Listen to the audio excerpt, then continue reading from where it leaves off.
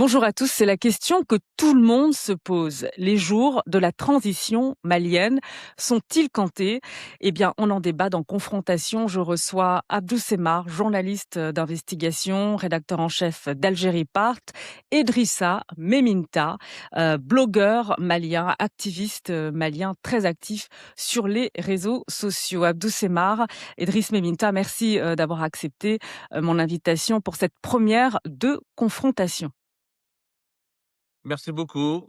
Merci beaucoup, Samantha, et mes salutations les plus chaleureuses à Drissa. Merci beaucoup, Merci Adrissa Samantha. Meminta d'être avec nous également. Alors première question, la transition, a-t-elle les capacités de repousser l'offensive djihadiste? On rappelle que depuis le mois d'avril, le Front de libération, de l'Azawad et le JNIM, un groupe, djihadiste affilié à Al-Qaïda, ont repris, plusieurs villes stratégiques, du nord, au Mali. Driss Meminta. Alors, merci pour l'invitation déjà. Merci également à Abdou Semar. J'espère qu'à travers cette émission, beaucoup de personnes vont comprendre beaucoup de choses sur le Mali, puisque je suis au Mali. Déjà, il y a des terminologies euh, qui nous dérangent. Moi, je suis musulman et appeler ces gens-là djihadistes, c'est quand même dérangeant, puisqu'ils ne sont pas en train de faire le djihad. Ce sont des Je pense qu'il faut les appeler terroristes. Donc, ceci étant dit, est-ce que la transition a la capacité de repousser ces terroristes? Je pense qu'il faut voir l'actualité sur le terrain. Sur le terrain, qu'est-ce qui se passe? Depuis le 25 avril jusqu'à aujourd'hui, ces terroristes-là, ils sont dans deux villes, à savoir Kidal et Tessalit. Donc, ce n'est pas plusieurs localités, c'est deux localités, Kidal et Tessalit. Donc, depuis ce jour-là jusqu'à aujourd'hui, l'armée est en train de quand même repousser puisqu'ils ont attaqué Kati, ils ont attaqué Sévaré, ils ont attaqué Bourem, ils ont attaqué Rarous, ils ont attaqué plusieurs localités, ça c'est évident. Mais aujourd'hui, ces localités-là sont contrôlées par l'armée malienne et l'armée malienne a pu les dégager, les repousser de ces villes-là. Donc on peut dire aujourd'hui que ces terroristes-là sont repoussés. Maintenant, ils se sont retranchés dans des forêts, c'est-à-dire entre Bamako et Ségou, il y a une forêt qu'on appelle Faya, c'est une forêt qui est longue. Il y a certains qui se sont retranchés là-bas. Dans la forêt Baoulé, il y a certains qui se sont retranchés là-bas et un peu partout dans des forêts comme ça. Donc l'armée est également en train de les chercher pour les détruire. Maintenant, en ce qui concerne Kidal et Tessalit, l'armée est en train de se préparer pour passer à l'offensive. Donc je pense qu'aujourd'hui, on peut dire, parce que ces gens-là, ils ne sont pas venus pour attaquer et repartir. Si vous prenez l'attaque du 25 avril, c'était une attaque pour prendre le contrôle total du Mali et décapiter comment dire, les autorités. Et aujourd'hui, le Mali n'est pas entre les mains de ces gens-là. Le Mali fait 19 régions. Aujourd'hui, il n'y a qu'une seule région où ils ont une présence confirmée dans une, comment dire là, à Kidal et Tessal. Donc, je pense que cet effort-là que l'armée est en train de déployer sur le terrain doit être reconnu par tout le monde aujourd'hui. Alors, on vous entend bien, hein, Drissa Meminta, mais quand même, c'est une offensive qui s'est déroulée depuis le mois d'avril sans précédent, puisque ces groupes armés, ils sont quand même arrivés près de Bamako, aux portes de Bamako. Ils sont même allés à Kati, dans la banlieue de Bamako. C'est là où se trouve la résidence présidentielle, le palais présidentiel. Abdou Semar. Moi, je pense que notre ami Drissa, avec le que je me mets à sa place. Il y a un proverbe en Algérie qui dit: «Ne ressent la braise que celui qui a le pied dessus». D'abord, je voudrais, avant de signaler mes divergences avec Drissa, signaler une convergence. Je suis d'accord avec lui, ce sont des groupes terroristes. Ce ne sont pas des djihadistes. Ce sont des terroristes sanguinaires qui recourent à des méthodes de brigands, qui menacent un État souverain et qui ont un projet fondamentaliste dangereux et qui ont un projet d'ailleurs régional. Ils veulent pas s'arrêter au Mali, puisqu'ils attaquent le Burkina, ils attaquent le Niger, ils veulent même s'en prendre à des pays de l'Afrique de l'Ouest comme le Sénégal et le Bénin. Donc, c'est une mouvance terroriste. Il faut vraiment qu'on emploie le terme, qu'on soit très d'accord là-dessus, parce que c'est important pour la suite du débat. Maintenant, là où je ne suis pas d'accord, je crois qu'il faut reconnaître que les autorités de transition maliennes anti-Syrie un échec militaire, que la dépendance vis-à-vis de la Russie, que des paramilitaires russes, et que ce partenariat qui s'est transformé en dépendance n'a pas porté ses fruits. Clairement, aujourd'hui, 30 à 40% du territoire malien est vraiment sécurisé. Je suis d'accord avec Dessa pour dire que d'autres villes ne sont pas tombées sous le contrôle de ces djihadistes, mis à part Kidal et Tessalis, parce qu'il y a une alliance entre djihadistes et séparatistes. Il faut le dire que c'est les séparatistes touaregs, les indépendantistes touaregs n'avaient pas fait alliance avec le JNIM, peut-être que la situation militaire aurait été totalement différente. Aujourd'hui, ce qui est quand même nouveau et inquiétant au Mali, c'est que nous avons une alliance entre des indépendantistes qui nous faisaient croire qu'ils étaient ouverts d'esprit, favorables à ils luttaient juste pour leur peuple, des droits sociaux, des droits politiques, pour l'émancipation d'un peuple opprimé. Mais là, ils ont fait alliance avec un groupe terroriste. Mais en réalité, l'autorité de transition malienne a du mal à contrôler le pays. Le blocus sur les carburants, les blocus et les embargos sur la capitale Bamako. Aujourd'hui, il y a des camionneurs qui ont peur de rentrer au Mali depuis le Sénégal. Il y a un problème d'approvisionnement. Il y a énormément de problèmes d'insécurité. Aujourd'hui, depuis 2020, depuis l'arrivée au pouvoir de l'autorité de transition, clairement sur le plan sécuritaire et militaire, le bilan n'est pas du tout enthousiaste. Ça remet en cause, moi je pense qu'il faut lancer un débat au Mali sur l'utilité de ce partenariat avec les Russes. Est-ce qu'il a apporté ses fruits? Au départ, jusqu'à 2023, avec la reprise de Kidal, on a dit, voilà, c'est la Russie et les paramilitaires russes sont en train de permettre à l'État malien de se reconstituer, de se reconstruire et d'imposer l'ordre public et de protéger son intégrité territoriale. Aujourd'hui, force est de constater que depuis 2025-2026, il y a des échecs, il y a des défaites qui sont énormes. Le problème, il est où? Moi, j'ai pas la solution, j'ai pas la réponse. Est-ce que il y a des puissances tierces qui ont contribué à armer encore davantage les indépendantistes touaregs et le JNIM? Est-ce qu'il y a un effet de démobilisation de la population? Est-ce qu'il y a eu des dérives ou des dérapages qui ont alimenté ces groupes armés, qui ont suscité un sentiment de rébellion contre le pouvoir central? Il y a pas mal de thèses et d'hypothèses qu'il faut étudier de près. Mais il faut être Alors présent Abdou sur Semar, place. on va laisser Drissa Meminta répondre. Vous avez évoqué de nombreux points. D'abord sur le partenariat avec la Russie. Également peut-être, je rajouterais la création de l'Alliance des États du Sahel. Dans quelle mesure ces partenariats, y compris avec vos voisins sahéliens, ont été bénéfiques dans la lutte contre le terrorisme?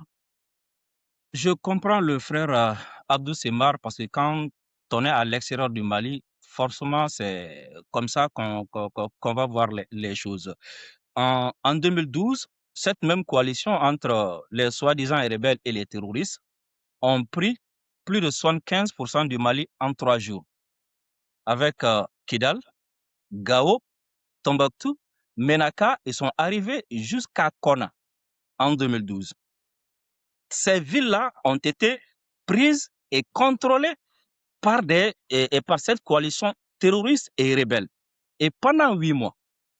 Donc, pour vous dire que il y a quelque chose qui a changé. Et aujourd'hui, en 2026, ils ont attaqué avec la même coalition et surtout avec plus de partenaires encore. Parce que si vous ne prenez pas en compte les implications dans la crise malienne, vous ne pouvez pas comprendre est-ce que l'armée est comment dire là, est-ce que l'armée, vous ne pouvez pas comprendre ce que l'armée est en train de faire et surtout vous ne pouvez pas comprendre ce que la transition est en train de faire. Aujourd'hui, il est clair et évident pour tout le monde que il y a même sur les médias français autres là, les gens peuvent ne pas en parler officiellement, ouvertement, ou bien ne pas reconnaître officiellement ou ouvertement l'implication aujourd'hui des mercenaires ukrainiens dans la crise malienne est une chose qui est connue. Et si je me rappelle bien, je pense que c'était même la première fois que j'ai suivi une vidéo de Abdul Amar sur ce même plateau. Je pense qu'il disait que l'Algérie n'a pas le contrôle total sur le GNIM. Est-ce que je me trompe pas? Oui, absolument, je l'ai dit, Drissa, effectivement. Oui.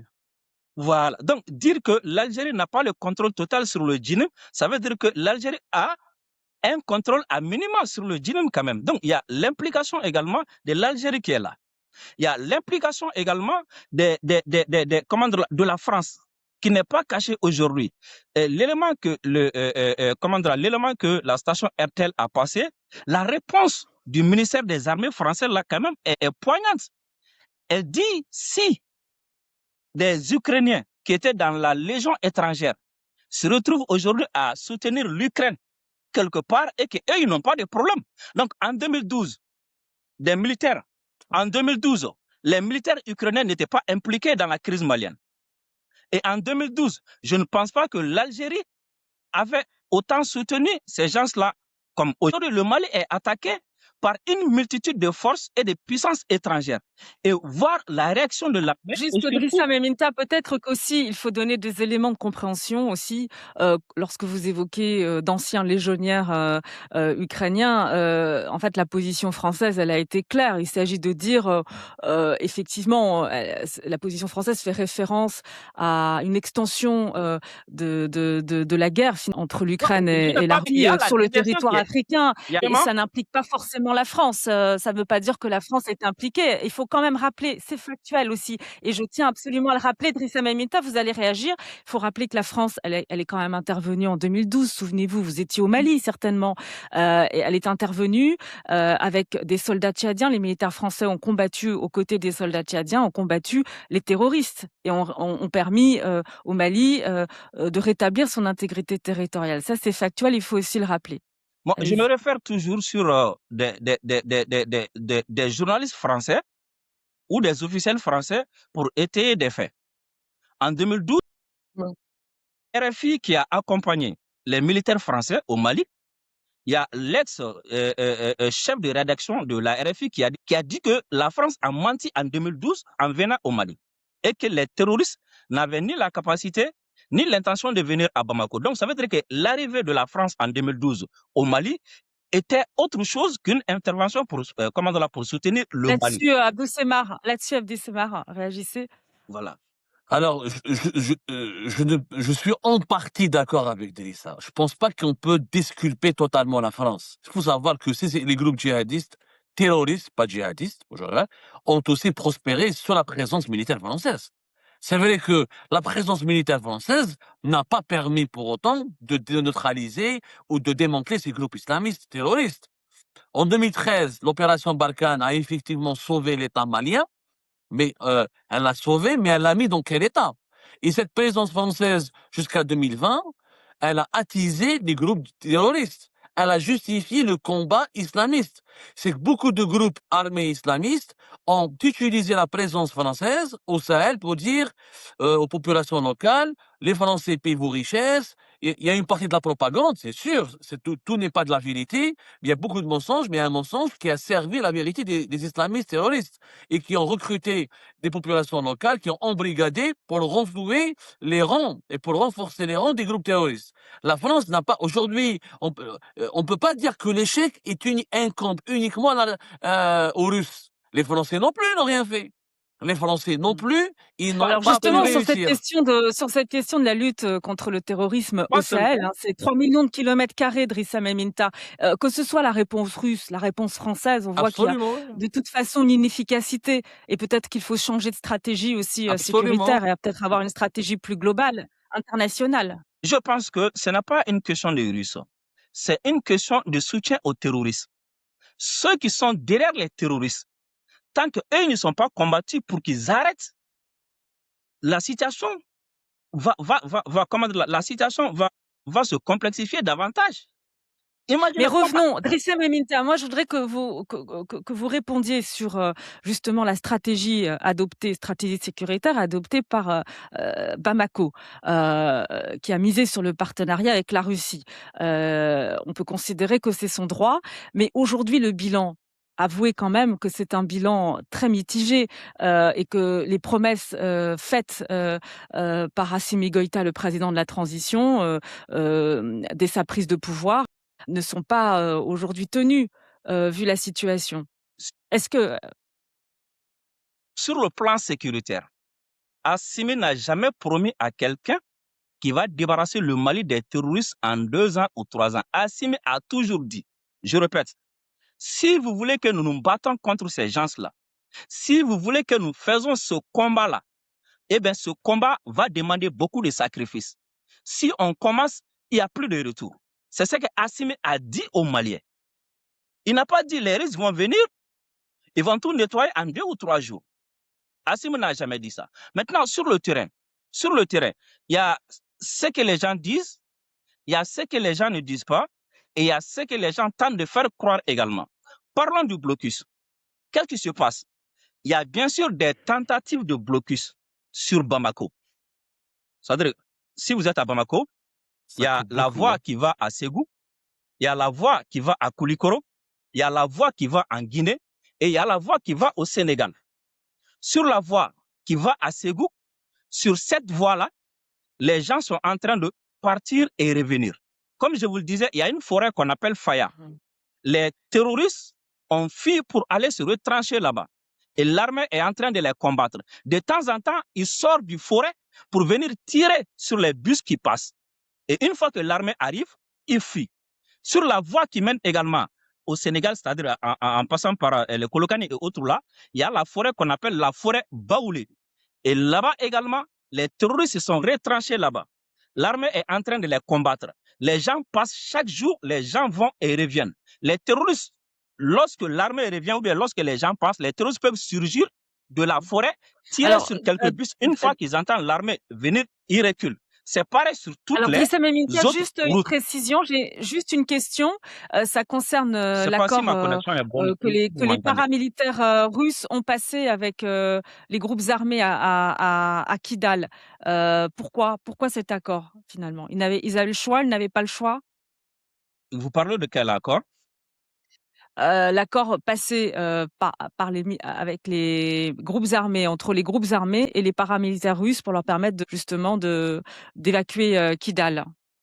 Bon, vous savez, Pourquoi cet accord? C'est un accord en tout cas qui a été passé entre les paramilitaires russes et les groupes armés à Kidal. Et ça a permis aux militaires russes de quitter Kidal, justement. alors, la question c'est de savoir, ça Est-ce que procède.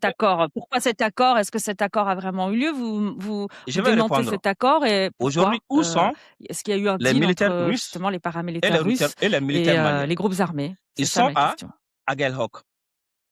Et de Aguelhok, ils ont mené plusieurs frappes sur la ville de Kidal avec les mêmes militaires russes. Donc, ce retrait-là, ce soi-disant accord-là, moi je comprends comme une tactique de guerre quand même. Lorsqu'on est sur le terrain, qu'on est des militaires, on est amené à un certain moment donné à faire des trucs. Et pour se replier ou pour faire autre chose. Si les militaires russes s'étaient retirés de Kidal, rentrés à Bamako les bras croisés, ok, on allait dire, bon, ils ont fait un accord, ils ont refusé de combattre. Mais ils se sont retirés de la ville de Kidal pour s'installer à Aguelhok et continuer de combattre les mêmes personnes. Donc moi, je prends ça comme des tactiques de guerre. Partout où ça se passe. Partout où ça se passe. Est-ce que vous pensez, Abdou Semar, est-ce que vous pensez que justement les Russes vont poursuivre leur engagement sur le terrain au Mali ou vont finir par se désengager d'une manière ou d'une autre pour éviter Je pense l'enlisement? que ils devront d'abord, ils sont en train de faire le bilan de leur présence au Mali. Clairement, moi je suis pas d'accord avec Drissa. Encore une fois, je comprends qu'il s'agit de son pays, etc. Mais je pense qu'il faut un peu de lucidité.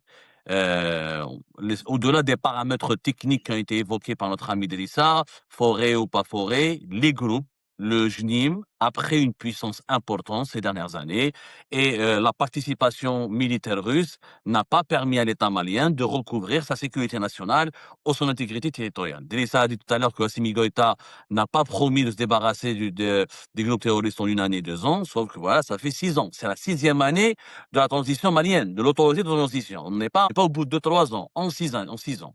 Je parlerai après d'un parallèle avec l'expérience algérienne, si je peux le faire, et je donnerai quelques idées, quelques pistes de réflexion. Mais les Russes ne vont pas se désengager Faites-le parce que ce maintenant, serait une humiliation pour eux. Avec l'Algérie, c'était combien d'années? Alors là, c'est très justement. Alors pour l'expérience algérienne, a compris, c'est une décennie. Ça a été 10 ans. 10 ans. Sauf que l'expérience algérienne, Drissa, il y a eu 2 choses très importantes. D'abord, l'adhésion de la population à la lutte contre le terrorisme. C'est que la population locale a adhéré. Il y avait des groupes armés d'autodéfense. Il y avait un soutien logistique de la population avec l'armée nationale et populaire algérienne. Ça, c'était important. Et deuxièmement, il n'y avait pas que la solution sécuritaire, il y avait une solution politique qui était la réconciliation, le processus de la concorde civile et de la réconciliation nationale. Malgré qu'il y a eu des défaites, malgré que les groupes armés islamistes algériens ont essuyé des défaites, mais le pouvoir algérien était contraint de négocier avec eux pour pouvoir ramener la paix. Le problème du Mali, c'est que le régime malien a du mal à imposer une supériorité militaire aux groupes armés, de 1, c'est qu'il a, contrairement à l'Algérie, était confronté à une rébellion islamiste. Le Mali est confronté à une rébellion terroriste islamiste et à une rébellion séparatiste indépendantiste. Donc il a deux problèmes. Et clairement, d'ailleurs j'aimerais bien avoir la réaction de Drissa là-dessus, c'est que la population locale, il y a une défiance. Il commence à avoir une défiance. Peut-être à cause... alors, est-ce que vous m'entendez toujours? Oui, oui, on t'entend. Est-ce Continue. qu'il n'y a pas une défiance de la part de la population locale? Il y a des dérives. En Algérie, la lutte contre le terrorisme, elle a donné lieu à des dérives. L'armée algérienne a été accusée de commettre des sévices, de commettre des crimes. Il y a eu le Kitchuki, etc. Mais l'armée malienne, il y a des preuves quand même, Drissa. Il y a eu des dérapages lors de certains bombardements. Il y a des civils qui ont été tués. On parle de punitions collectives, etc. Peut-être que ces dérapages et ces dérives ont contribué à alimenter la mécanique des groupes armés terroristes. Et c'est là où Alors, devrait... puisqu'il reste très peu, il reste plus beaucoup de temps, hein, ça passe très vite. Drissa Meminta, puisqu'on a évoqué l'Algérie tout à l'heure, est-ce que la transition malienne doit ouvrir un dialogue avec Alger aujourd'hui? Parce que la solution se trouve peut-être là-bas. Ce que je vais demander à mon frère Abdou Semar, c'est de chercher d'autres sources complémentaires pour comprendre ce qui se passe au Mali. Parce que vous venez de dire beaucoup de choses qui ne sont pas exactes. Au Mali, il y a des groupes d'autodéfense. Il y a Dana Amassagou. Et avant la création de Dana Amassagou, il y a eu des groupes comme Gandakoy, Ganda Izo. Et même avec et après Dana Amassagou, il y a eu d'autres groupes d'autodéfense dans le centre du Mali. Et ces groupes d'autodéfense, c'est la France à l'époque qui avait fait toutes les pressions du monde sur l'État, soit pour retirer des armes, soit pour les écarter. Et aujourd'hui, au centre, le groupe qui soutient, qui aide l'État à combattre ces terroristes-là, c'est le groupe Dana Amassagou, c'est un groupe d'autodéfense. Et en ce qui concerne, on vous dit que ici, la population est comme si la population est... Si, je vous dis, si la population malienne était contre ces autorités ou bien voulait le départ de ces autorités, croyez-moi, elle allait sortir pour demander ça. Mais est-ce qu'elle peut sortir, Drissa Meminta, justement, parce que l'opposition malienne n'a plus trop son mot à dire. Les principales figures de l'opposition ont dû s'exiler. Est-ce que il y a quand même, on a observé quand même un durcissement. Moi, j'ai des contacts au Mali. Quand j'appelle des confrères journalistes, ils refusent de parler ouvertement, de se montrer. De parler de quoi? De parler de quoi? C'est ça la question. Je vous rappelle que de parler de la situation au Mali. Peut-être qu'ils ne sont pas forcément en accord avec votre vision de la situation et ils ne peuvent pas s'exprimer librement. Ça, c'est aussi un signe quand même. Au Mali, moi, j'ai fait plusieurs plateaux télé, je débat avec des gens qui ne sont pas d'accord avec les autorités de la transition. Au Mali, ce qui a empêché de faire, c'est quoi? Soit apporter un soutien tacite ou bien un soutien caché aux terroristes, soit soutenir l'impérialisme contre nous. C'est ce qui n'est pas accepté. Je vous rappelle quand même que le peuple malien n'a pas peur de balles pour se taire. Quand l'ex-président Ibeka était là, les gens ont affronté des militaires qui tiraient sur la foule. Il y a eu des morts. Et vous pensez que ces mêmes personnes, par peur, vont se taire comme ça? Non, ce n'est pas comme ça. Et sur le dialogue avec Alger, Drissa Meminta, est-ce que la transition malienne doit tendre une main à Alger ou pas, à votre avis? Non, je pense que, vous savez, c'est ce qui est dérangeant dans cette histoire. Les gens refusent d'aller dire la vérité là où il faut. Le Mali est un pays indépendant et souverain. L'Algérie est un pays indépendant et souverain. Aujourd'hui, l'Algérie héberge des gens qui nous attaquent et l'Algérie veut nous forcer également à faire d'autres choses. Je pense que la vérité, c'est d'aller dire à l'Algérie Mais le Mali est un pays indépendant et souverain. Arrêtez de vous ingérer dans les affaires intérieures du Mali. Pas compliqué. D'autres pays aussi, pourquoi les gens n'aillent pas leur dire ces vérités-là? Pourquoi aujourd'hui les Nations Unies ou bien les organisations des droits de l'homme ne sanctionnent pas ces pays qui sont là en train de déstabiliser le Mali? Juste sur la coopération régionale, j'évoque l'Alger pour cela aussi. Hein. Abdou Semar, est-ce que véritablement le rétablissement de l'intégrité territoriale du Mali doit passer par une coopération régionale large, voire même internationale, impliquant l'Algérie notamment? Il faut absolument que tous les acteurs régionaux soutiennent le Mali, se mettent aux côtés du Mali, sinon c'est l'effondrement non seulement du Mali, mais de toute la région. Après, le problème avec l'Algérie, c'est qu'il y a eu trop d'invectives, trop d'insultes, trop d'hostilité entre les deux régimes ces 2 dernières années, et c'est pas possible de se parler dans les conditions actuelles. Vous avez bien vu comment le chef de la diplomatie malienne, les responsables maliens, a parlé du régime Tebboune à la tribune des Nations Unies, les réactions de la presse algérienne et du ministre des Affaires étrangères algérien. Je pense qu'il faut un médiateur entre l'Algérie et le Mali. Se parler directement aujourd'hui, ce n'est pas possible. Il y a trop d'émotions dans l'air, trop de nervosité. Maintenant, je suis d'accord. Moi, j'ai un regard très critique sur le régime Tebboune. Vous me connaissez. Delissa, peut-être, il a suivi pas mal de mes interventions. Moi, je suis pas du tout d'accord avec l'approche du régime Tebboune. Héberger Mahmoud Dicko a été une connerie. Quel pays est-ce que demain l'Algérie aurait accepté que la Tunisie ou le Maroc héberge Ali Belhadj ou un opposant virulent, un opposant extrême? Quand on voit comment l'Algérie fait la misère à la France, parce que la France héberge des réfugiés politiques algériens ou des opposants algériens qui attaquent verbalement, qui attaquent uniquement dans l'information et le journalisme indépendant les autorités algériennes, regardez comment ça énerve les autorités algériennes. Imaginez que demain, un autre pays étranger va héberger le leader d'une mouvance qui a appelé à organiser des manifestations contre le gouvernement de transition malien, ou qui a des connivences indirectes avec des groupes armés qui sèment la terreur sur le territoire malien. Ça, c'est une vérité qui doit être dite. En réalité, entre l'Algérie et le Mali, les deux régimes doivent se remettre en cause et accepter de faire des concessions. Le problème du régime Tebboune. Dernière Non, mais je vais question. finir là-dessus parce que c'est important, Allez-y. vraiment une conclusion rapide. Les problèmes des deux régimes, c'est que le régime Tebboune, il est tombé dans le piège du paternalisme. Nous, l'Algérie, on est la grande puissance. Les Maliens, on connaît mieux leurs intérêts qu'eux-mêmes. Ils doivent nous écouter obligatoirement. Ça a été une erreur. Il faut absolument éliminer ce comportement. Et les Maliens, ils ont cru que Poutine, c'est bon, ça sera leur planche du salut et que la Russie va les aider à surmonter tous leurs obstacles. Il faut que les Maliens sachent que Poutine se contrefiche du Mali, que l'avenir du Mali, c'est les Maliens qui doivent le bâtir, que leur sécurité, c'est les Maliens qui doivent la préserver, et qu'il n'y a que les Africains qui pourront aider les Africains.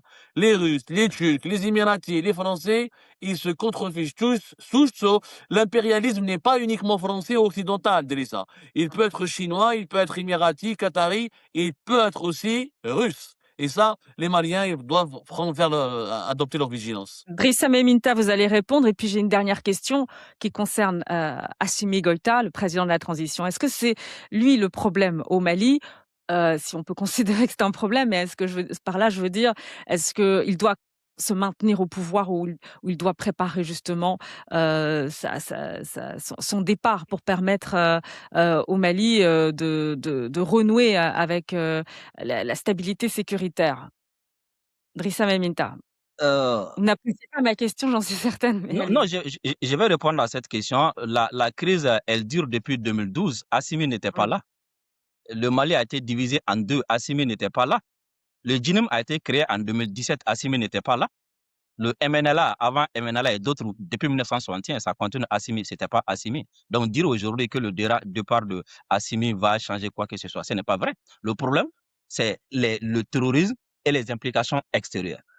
Tant que cela va durer, et tant qu'on ne trouvera pas une solution à ça, et tant que la soi-disant communauté internationale ne prenne pas ses responsabilités pour faire arrêter ça, je pense que toute la région va s'embraser. Et en ce qui concerne l'Algérie, je pense que le problème n'est pas seulement les invectives. Si vous remarquez un peu, si vous suivez l'actualité, les États-Unis et l'Iran se sont quand même dit beaucoup de choses. Les États-Unis et la Russie, ils se sont dit quand même beaucoup de choses. Mais Poutine a été aux États-Unis. Aujourd'hui, ils commencent à se parler. Ce n'est pas ça. Le problème, c'est quoi? C'est les actes qui sont posés qui compliquent le rapprochement. Je pense qu'une fois que ces actes vont cesser, le rapprochement va se faire de façon automatique. En ce qui concerne négocier avec Al-Qaïda aujourd'hui, franchement, ça va donner quoi? Ou bien négocier avec l'État islamique aujourd'hui, ça va donner quoi? Je pense que s'il y a une négociation à faire, aujourd'hui, c'est les pays qui sont impliqués. Je pense qu'ils peuvent avoir un médiateur pour faire asseoir ces pays-là, leur dire ou même être un médiateur entre ces pays et le Mali. Et ensemble, tout le monde va se donner la main pour combattre ces terroristes. Je vous rappelle quand même que les doléances ou bien les revendications de ces terroristes-là ne sont pas acceptables. On va aller parler de quoi et parler sur quoi. Maintenant, en ce qui concerne, il y en a qui disent qu'il y a des indépendants.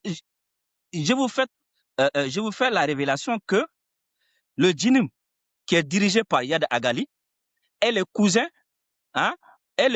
du FLA qui est dirigé par Al-Gabas. C'est la même famille. Qu'est-ce que vous voulez dire par cousin? Vous voulez dire, Je vais vous dire qu'aujourd'hui, ce sont les terroristes qui dirigent. Et ceux qu'on veut présenter aujourd'hui comme séparatistes, ils ne contrôlent rien, ils contrôlent rien, ils ne peuvent pas décider, ils ne décident rien. Ce sont les terroristes qui décident et ce sont les terroristes qui décident d'attaquer ou pas. Et ces terroristes-là sont affiliés à Al-Qaïda et aux États et à l'État islamique. On va dire quoi? On va négocier quoi? Donc, il n'est pas question de discuter avec le Front de libération de l'Azawad, c'est ce que vous dites? Je vous dis que cette front soi-disant de l'Azawad n'existe pas. Elle est appuyée par d'autres États. Et aujourd'hui, si ces États-là disent aujourd'hui à ces gens-là d'arrêter, ils vont arrêter. Parce que c'est ces gens-là qui les hébergent. On a terminé. Abdou Semar, un dernier mot, allez-y. Un dernier mot, je crois que la négociation dépend des rapports de force. Effectivement, c'est le Mali, les autorités de transition négocient maintenant, ils sont en position de faiblesse. Ils ont perdu Kidal, ils ont perdu beaucoup de régions, etc. Là, ce serait une humiliation pour l'État malien de négocier dans les conditions actuelles. L'Algérie, elle a négocié avec les groupes islamistes, mais une fois qu'il y avait des victoires militaires, une fois qu'il y avait plus ou moins, le pays était plus ou moins tenu, contrôlé. Mais donc, ça dépend de quel. Donc, on peut pas. Les rapports de force sont très importants. Aujourd'hui, la priorité absolue pour le Mali, c'est de reprendre une supériorité militaire face à ces groupes armés. S'il réussit, il va sauver sa peau. S'il ne réussit pas, alors ça va être une très grosse galère pour toute la région. Et je dis encore une fois, moi, ce que je déplore, ce que je condamne, c'est l'indifférence et la lâcheté de tous les autres pays africains qui pensent que les groupes islamistes armés vont s'arrêter au Sahel, qui abandonnent les Maliens et les Burkinabés, etc. Tant qu'il n'y a pas une force régionale qui doit s'unir, quitte à même réaliser des interventions communes militaires contre ces groupes armés terroristes, je pense que l'Afrique est malheureusement en train de patiner et de patauger dans ses cendres. Merci beaucoup à vous deux. Merci beaucoup. Rapidement, allez-y, Idrissa. Si vous permettez, je pense que le frère Amar a dit que les terroristes, les groupes armés sont en position de force. Je vais juste demander, est-ce que vous pensez que ces terroristes-là, ces groupes armés-là qui ont pris des armes pour venir prendre le pouvoir, vous pensez que s'ils sont en position de force, ils vont faire 1 mois sans prendre le contrôle du pouvoir? S'ils sont en position de force, pourquoi ils s'attaquent aux camions des civils et non aux garnisons des militaires? S'ils sont en position de force, pourquoi depuis lors, ils n'ont pas quitté Kidal et Tessalit pour prendre Aguelhok, pour prendre Gao, Tombouctou, Menaka et autres? Non, ils ne sont pas en position de force. Ils font ce qu'on appelle le terrorisme. C'est-à-dire, ils attaquent là où c'est plus faible. Ils s'attaquent aux civils. Ils se cachent dans des forêts. Ils se cachent parmi la population civile. Et pour sortir la nuit, attaquer les biens des gens. Je vous rappelle que le 25 avril, les premières victimes de l'attaque, c'était des gens qui s'apprêtaient à prier le Fajr. Il y a eu environ plus de 10 personnes qui ont trouvé la mort dans la Mais mort. on précise aussi, il y a quand même ces terroristes ont quand même la capacité de frapper fort, hein, puisqu'ils ont quand même visé, la résidence du ministre de la Défense Ils l'ont et assassiné. Sadio Camara, cela lui a Là, été si vous me fatal, donnez une ainsi qu'à une minute, partie de sa famille. si vous me donnez une minute, ce qui s'est passé à Kati n'est pas l'œuvre des terroristes seulement. Il y a des Mmh. hommes politiques maliens. Il y a des hommes politiques maliens qui sont rentrés en connivence avec d'anciens militaires pour fomenter. Est-ce que vous avez des noms à citer? Il y a Soïba Diarra, il y a Mamadou Keïta qui ont d'ailleurs été arrêtés et Soïba a reconnu qu'effectivement, il a participé à ça et il a même donné des hommes pour faire ça. Donc voici ce qui s'est passé. Ça a été Ça veut dire que longtemps la situation est préparé plus grave, avec Délissa. plusieurs Ça veut dire que coups. le Mali. Non, mais ce que tu racontes, Délissa, ça veut dire que le Mali est dans une situation d'effondrement. Ça veut dire que l'État central n'est pas fort. Ça veut dire que les forces militaires, c'est pour ça que je parlais de rapport de force. Le fait qu'il y ait des complots à l'intérieur et des attaques aussi meurtrières et aussi sanglantes, ça signifie qu'il y a une situation de faiblesse. C'est pour ça que je parlais des rapports Je de n'ai force pas en ce bien moment. entendu. Il n'est pas normal que les JNIM puissent prospérer et puissent gagner en puissance alors que l'État malien a beaucoup investi dans un partenariat militaire russe très privilégié. Il y a aujourd'hui, il faut reconnaître, il y a un constat d'échec. Malheureusement, je La vous entends stratégie plus. militaire, il faut la revoir de fond en comble. Alors, Drissa Meminta, ce que disait Abdou Semar, c'est que son constat, c'est de dire que finalement, cela prouve que l'État malien est en situation d'effondrement. Si des hommes politiques sont impliqués, des hommes politiques maliens Je sont pense que impliqués dans le chaos actuel. ce qui est souhaité par ceux qui attaquent le Mali, c'est l'effondrement. Exactement, c'est ce qui est souhaité. Mais ce qui se passe sur le terrain, on se bat pour empêcher cet effondrement-là. Le Mali n'a jamais caché ça. Les autorités maliennes n'ont jamais caché ça, que ceux qui nous attaquent cherchent à ce que le Mali s'effondre. On n'a jamais caché ça. Et on se bat aujourd'hui pour empêcher ça. Dans cette bataille-là, on peut prendre des coups. Mais ce qu'on ne dit pas, le 25, après le 25, tous les cibles, à part Kidal et Tessalit, à Bourem, l'armée a pris le dessus. À Ararous, l'armée a pris le dessus. À Sévaré, l'armée a pris le dessus. À Gao, l'armée a pris le dessus. Sur l'axe Kolokani, l'armée a pris le dessus. Dans la forêt de Baoulé, l'armée a pris le dessus. Donc pourquoi on ne dit pas ça également? Lorsque des terroristes qui passent 8 mois ou bien 6 mois à préparer une attaque et profiter d'une faiblesse pour attaquer, lorsque cela se passe, on dit que voilà des gens, ils sont puissants, ils sont en puissance, ils sont en puissance. Lorsque l'armée malienne passe 1 mois, 2 mois, 3 mois à les détruire, on dit non, non, non, non, parce que le Mali va s'effondrer. C'est ça que nous ne comprenons pas ici. Nous pensons aujourd'hui qu'il n'y a aucun État. Mais la question, Drissa Meminta, c'est de savoir si l'armée malienne à elle seule peut venir à bout de ces terroristes. C'est ça la question en réalité. Qu'est-ce que vous On va pas voulez? refaire le débat, mais Qu'est-ce que vous voulez? Qu'est-ce que vous voulez? quelles L'armée sont les malienne, solutions? Quelles sont les solutions? quand la France était là, quand la France était là, la France a dit qu'elle n'était pas venue pour se battre à la place de l'armée malienne. C'est ce qu'on nous jetait à la figure ici quand on manifestait. Et l'aménagement était là. L'aménagement nous disait également que leur rôle, leur mission n'était pas de combattre les terroristes.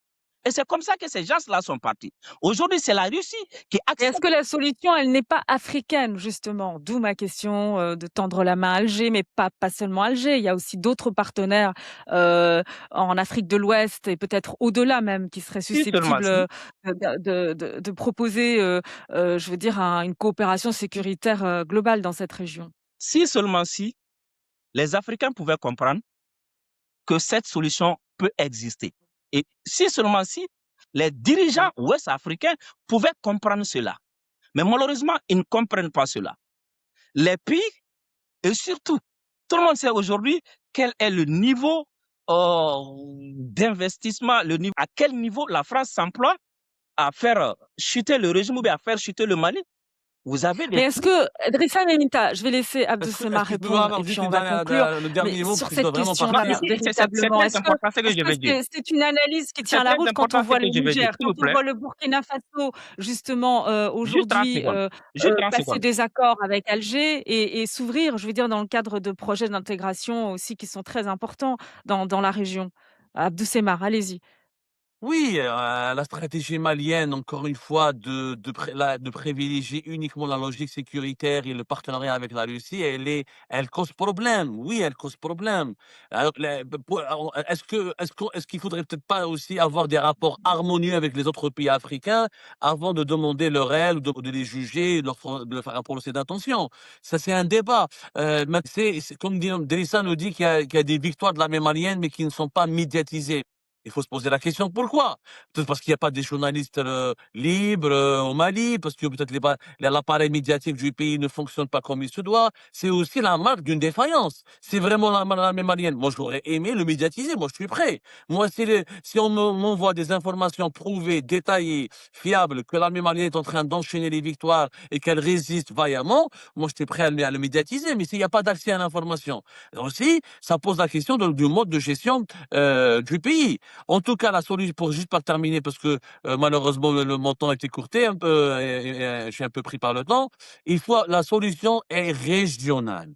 L'Alliance des États du Sahel devra vraiment aujourd'hui rendre des comptes. Est-ce que l'armée du Niger et du Burkina Faso des armées sont prêtes à venir aider les forces militaires maliennes, par exemple? Et la grande question, c'est où est l'Union africaine? Mais on parle jamais de l'Union africaine, elle existe. Les sommets fastueux, la bouffe, la nourriture, les jets, les avions des présidents, l'Union africaine qui demande un siège de membre permanent au sein du Conseil de Alors, sécurité ce de que je vous l'ONU. propose, c'est justement Je qu'un termine jour on là-dessus. fasse une Personne émission ne demande des comptes sur la à l'Union passivité, africaine. et l'inaction de l'Union africaine. Ça pourrait être aussi intéressant, je pense. En tout cas, merci beaucoup, Abdou Semar. Merci Je Merci beaucoup. pense beaucoup. que, je pense que le Mali et le Burkina et le Niger ont compris que la solution, ça vient de l'Union. Raison pour laquelle il y a l'AES aujourd'hui. Merci en tout cas Drissa Meminta et merci Abdou Semar pour la clarté, la franchise de vos analyses qui vont susciter, j'en suis certaine, de nombreux commentaires. Alors justement, vous, qu'en pensez-vous? Est-ce que la transition doit par exemple ouvrir le dialogue avec l'opposition, les groupes armés, avec les pays voisins pour venir à bout du terrorisme? Eh bien, n'hésitez pas à répondre et à réagir dans vos commentaires. Et puis, n'oubliez pas de laisser un pouce bleu, de vous abonner aussi à ma chaîne. Prenez soin de vous. On se retrouve très vite pour un nouveau numéro de Confrontation.